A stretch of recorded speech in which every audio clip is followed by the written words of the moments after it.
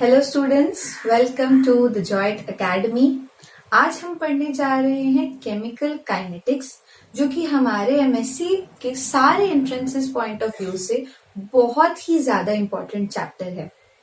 Chemical kinetics almost like 6 to 7 questions तो आपको बिल्कुल मिल जाएंगे। 2 मार्कर्स 1 मार्कर्स सब जगह पे ही होते हैं। एंड इसकी इंपॉर्टेंस हमारी बीएससी में जितनी थी, प्लस 2 में जितनी थी, उतनी ही हमारे एमएससी के एंट्रेंसेस में है। इनफैक्ट आप जब आगे अगर एमएससी के बाद पीएचडी वगैरह की भी कोशिश में अगर होंगे तो गेट और नेट का एग्जाम जब देंगे तब भी ये चैप्टर सबसे ज्यादा इंपॉर्टेंस रखता है और सबसे ज्यादा स्कोरिंग भी है अगर ठीक से पढ़ा जाए तो केमिकल काइनेटिक्स की जरूरत क्या हुई, पहले हम उसे जानते हैं। हमने एक रिएक्शन की फीसिबिलिटी पढ़ ली थी केमिकल थर्मोडायनेमिक्स में कि हमारा रिएक्शन पॉसिबल है या नहीं।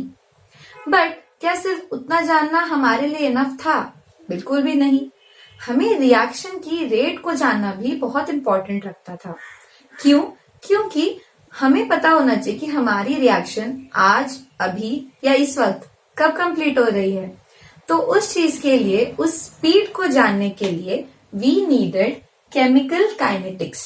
Kinetics is obviously the speed. जैसे हम लोगों ने फिजिक्स में पढ़ा था kinetics of theory of gases, तो उसमें भी वैसे ही है। काइनेटिक्स ही पढ़ना है हम लोगों को, स्पीड पढ़ना है हमें कि हमारी रिएक्शन कितनी फास्ट या कितनी स्लो प्रोसीड कर रही है। नाउ स्पॉन्टेनिटी के बारे में हम लोगों ने पढ़ा था थर्मोडायनेमिक्स में, जहां डेल्टा जी नेगेटिव होते ही हमें पता चलता था कि हमारी रिएक्शन स्पॉन्टेनियस है, लेकिन वो कभी भी हमें हमारी रिएक्शन की स्पीड नहीं बता पाता था, जिसकी वजह से हम कभी उसका मैकेनिज्म नहीं बता पाते थे कि हमारी रिएक्शन मैकेनिज्म एक पाथवे से जा रही है या दूसरी पाथवे से जा रही है, उसमें SN1 हो रहा है या SN2 हो रहा है।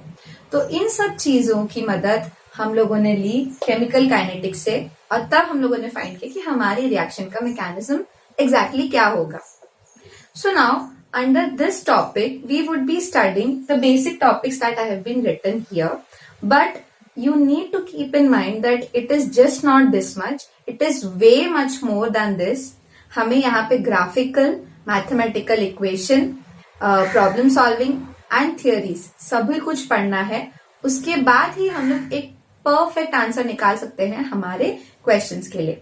So let's get started. So the first topic is the reaction of various orders.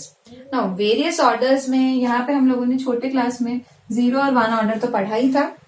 Then BSc में हमने सेकेंड ऑर्डर भी पढ़ा ही होगा। But MSc entrances you can see that there is also given the third order or the nth order. So all of these would be studied over here. With the reaction of various orders we would be studying. We would be studying the rate of the reaction, its order, the rate law, then the rate constant and its units, and then we would be also studying about the half life and the average life of the reaction. Moving forward, we come to the Arrhenius equation. Now Arrhenius equation हमें कहाँ से मिली? It comes from the point that our reactions are temperature dependent. They are temperature dependent. So when they become temperature dependent, our rate constant K is affected, and this was given by the Arrhenius equation, the relation of K and temperature. Then we have the theories related to it. Now, chemical kinetics को derive करने के लिए कुछ बहुत important theories बनाई गई थी, out of which you would be studying only the collision theory and the transition state theory. Transition state theory is also known as the activated complex theory, ACT. From collision theory we used to get कि हमारा molecule का orientation किस हिसाब से होना चाहिए, that when they are colliding, they collide and give just the right amount of product that we require. So for that, orientation is very important. Next, in a transition state theory, we should be knowing that when our reaction is moving forward, our reactant must reach that transition state, after which only it produces the product. इसको activated complex theory इसलिए बोला गया कि ये जो complex form करता है, यानी दो रिएक्टेंट्स जो डाले गए हैं उनके बीच में जो वो कॉम्प्लेक्स फॉर्म करते हैं, that is very important and that is why this is called the activated complex theory. From here we would be also studying about the Eyring equation. I will not go deep into its derivation. I would just be giving you the equation which can be used for solving different types of numericals. Then we have the chain reactions. Chain reactions can be of two types, the normal chain reaction and the branched ones. Chain reaction में हमें क्या समझ आया कि अगर हमारी reaction A plus B produce करी है C. This was the basic thing that you had studied in your class 12th. So now A plus B जो C दे रहा है ये एक simple one step reaction हो गई. But if I say that my C which is being produced is again producing another product D, it is moving forward. तो अगर ये different conditions provided की वजह से आगे move कर पा रहा है, एक chain बना पा रहा है, then it is called a chain reaction. अगर इसी चेन में कुछ और ब्रांचेस भी आ गई, यानी C से E भी बन रहा है, C से F भी बन रहा है, then it is called a branched chain reactions. तो इस टाइप के रिएक्शंस की काइनेटिक्स भी हम यहाँ स्टडी करेंगे हमारे चेन रिएक्शंस में. With this we would be also studying about parallel reactions. Then we would be studying about consecutive reactions. And we would be also studying about the opposing reactions. All of these are almost related, but there would be a very important term that we need to describe over here, which is the steady state approximation. This steady state approximation is put into the reaction mechanism, which helps us to give the rate of the equation or rate of the reaction. इसी steady state को हम इनकी reaction mechanism में put करेंगे और धीरे धीरे हमें पता चलेगा कि कौन सी रिएक्शन से, कौन से मेथड से, कौन से मैकेनिज्म से हम इस चेन रिएक्शन की काइनेटिक्स को स्टडी कर सकते हैं. इसके बाद एक बहुत इंपॉर्टेंट पार्ट आता है हमारा एंजाइम काइनेटिक्स. एंजाइम काइनेटिक्स इसलिए इंपॉर्टेंट है क्योंकि इसकी बायोलॉजिकल नीड बहुत ज्यादा है. हमारे बॉडी में फुल है एंजाइम्स और दूसरे different type of bio catalyst.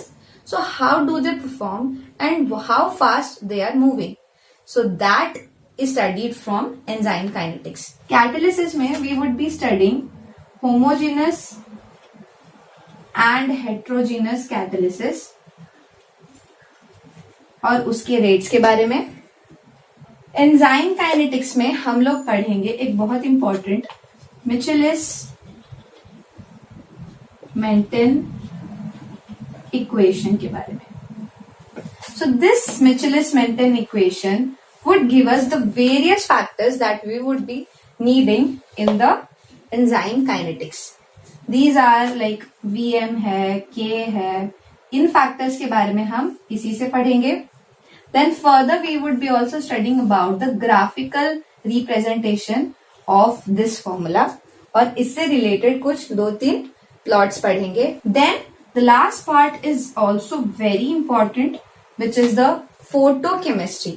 ना फोटोकेमिस्ट्री अलग से भी पढ़ाया जाता है और केमिकल काइनेटिक्स के साथ भी पढ़ाया जा सकता है, बिकॉज हम यहाँ पर रिएक्शन को ही स्टडी कर रहे हैं, उसकी रेट्स को स्टडी कर रहे हैं with the help of photo, that is the light reactions. यहाँ पर हम स्टडी करेंगे जैबलॉन्स की डायग्राम को. देन हम इसी की रिएक्शन मैकेनिज्म में स्टेडी स्टेट अप्रोक्सीमेशन यूज करके उसके भी रेट्स डिराइव करेंगे एंड डिफरेंट थिंग्स डिराइव करेंगे. So this is exactly what we would be studying. This is just the brief of what we would be studying. Chapter थोड़ा लंबा लग सकता है, but if you keep your patience and continue to revise it, बहुत सारी चीजें हम यहाँ तक जब तक पहुंचते हैं तो यहाँ पर भूल जाते हैं बच्चे, तो वो चीज नहीं करनी है. We need to keep revising the equations and the formulas and the derivations and then we would be easily solving all of the numerical problems that we have. So I hope आपको इतना तक समझ आया होगा. आगे we would be studying about the rate of reaction, the rate laws, first, second, third, and the nth order, and then the rate constant and its units. So that's all for now. Thank you.